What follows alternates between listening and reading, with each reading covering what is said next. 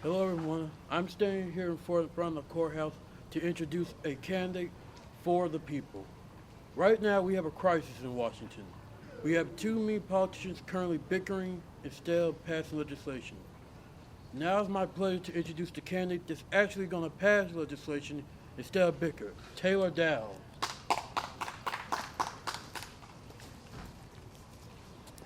Thank y'all. The person I look up to most in my life is my father. He was born in a lower middle class family and worked his way up as a roofer for 30 years. And he's the quintessential American. That's what we want. We want people to be able to start from wherever they are, work their way up through the system and start families and buy houses and have good lives. But politicians now are taking away these opportunities for people. If you look at the housing prices now, most young people will not be able to afford houses anymore. The prices are ridiculous, and it's from politicians that have gone before. They institute the same policies and never make any change. They'll come up here with their fancy watches and talk about I'm gonna make all this institutional change. It's not gonna get done. Nothing's gonna happen. You know, I didn't spend my career as a DA locking up black people for marijuana, because I think you should be able to do whatever you want. It's a victimless crime. Nope. People should have the freedom to do what they think is best for themselves. I think we need more freedom, less government restrictions on people. I think that guns should be legal for everyone to get. I staunchly support the First Amendment, the Fourth Amendment, and the Second Amendment. Police brutality is another one of my big issues. I think that we need to end qualified immunity and really go after the bad officers that do make the whole department look bad, instead of trying to cover it up and protect those officers. And it really hurts the poor and people that get targeted by the police. And I'll take any questions if people have any. So you asked your constituents to vote for you because why the heck not? But why should they vote for you, and what are you planning to do for Tennesseans? Well, the system has failed us. As I mentioned before, the previous politicians, we've tried the same old parties, we've tried the same old people, and it's time for a change. So I guess that was my why the heck not. And for Tennessee, I feel like I could represent people better. As coming from a lower middle class background, I can better represent people and bring issues that common people have to Washington, D.C. and enact change that would actually help people. So what would that change look like? Are we advocating economic policies?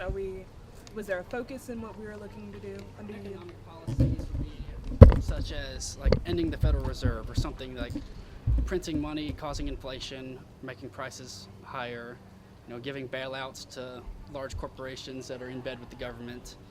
That hurts the regular people because that comes out of their taxes, and restricting rights of people and freedoms that people want to have.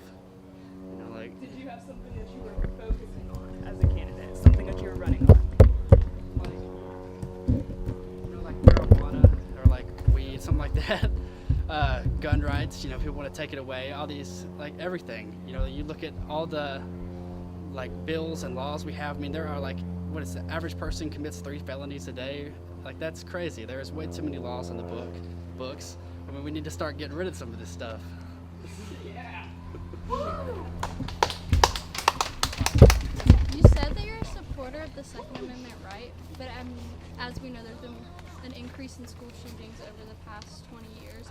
What would you do, or what would you put in place to help protect the children, especially in this country, versus the people that are harming them? I would say, I think it's 95% of 95% of shootings happen within gun-free zones.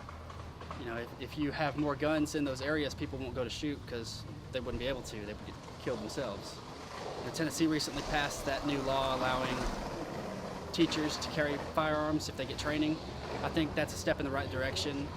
School shooters aren't going to be going to a school to shoot up if they can't even get through the door without getting shot themselves. But doesn't that mean students being able to get access to guns, because no matter how much you try to lock it up, like, people can find a way to get to them, and I feel like that just creates more problems.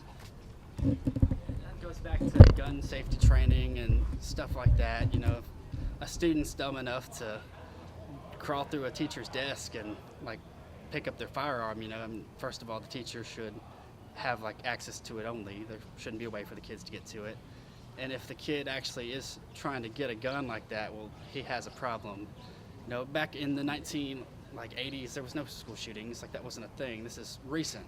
And like in the 1960s, you used to be able to own a machine gun. So like, it's not a gun problem. There were way more guns like that people could own like in the past. You're able to own less guns now, and there's more school shootings. So it's not a gun problem. It is more of a mental health crisis. So since you're talking about arming teachers and kids start school at 5, 6, 7 years old, are we talking about giving them gun training, giving them some kind of way to learn about guns and handling them safely? Are we teaching kindergartners how to handle guns safely? Like a kindergarten teacher, not like the actual kids. We're talking about the kids, since you said that the kids were dumb enough to go into... Oh, yeah. Kids should grow up knowing about gun safety. Like, I think, yeah, they should 100% know gun safety. 5, 6, 7-year-old kindergartners? Yeah. Alright, so you talked about ending police brutality. How would you find the bad officers before they commit an act of brutality?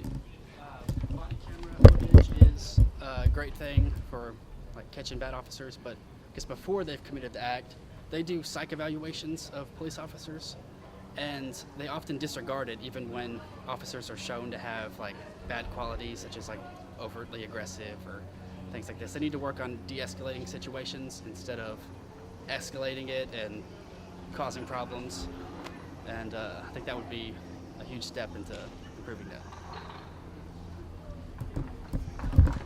Earlier in your speech, you mentioned the economy. You mentioned we need to stop printing money, stop blowing so much of it. How would you say we need to put value back in the dollar? Would you be saying that you would want to reinstitute a gold standard or something similar to it? Or would you just want to shut off the production of new currency in an attempt to try to bring value back to the American dollar?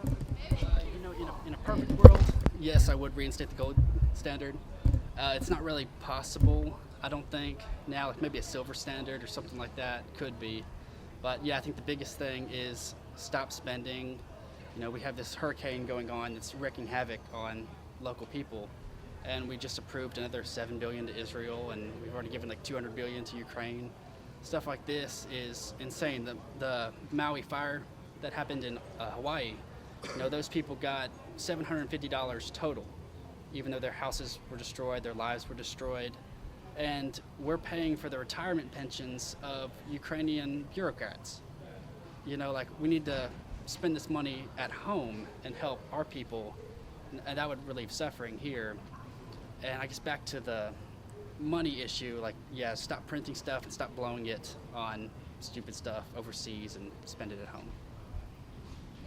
Do you believe that America cutting back spending on the world scale, do you believe that could affect our stance as a world power at all?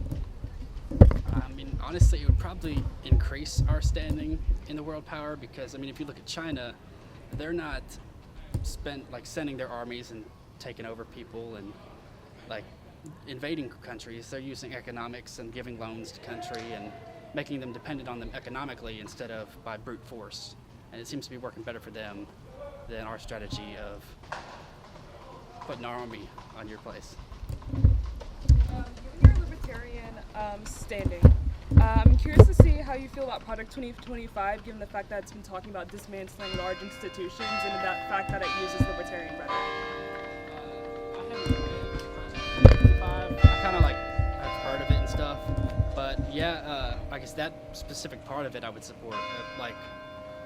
If you got to dismantle it in a way where it's not like you can't just cut welfare instantly or something like that. But like you could cut the Department of Education or One something more that's question. not We needed. have time for one more question. All right, so you talked a lot about marijuana and you also talked a lot about firearms.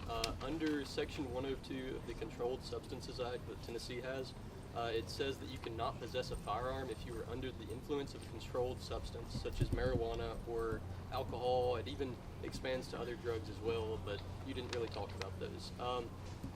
If you were to get elected, would you allow firearms in the hands of people who are under the influence of alcohol or under the influence of marijuana against current Tennessee law?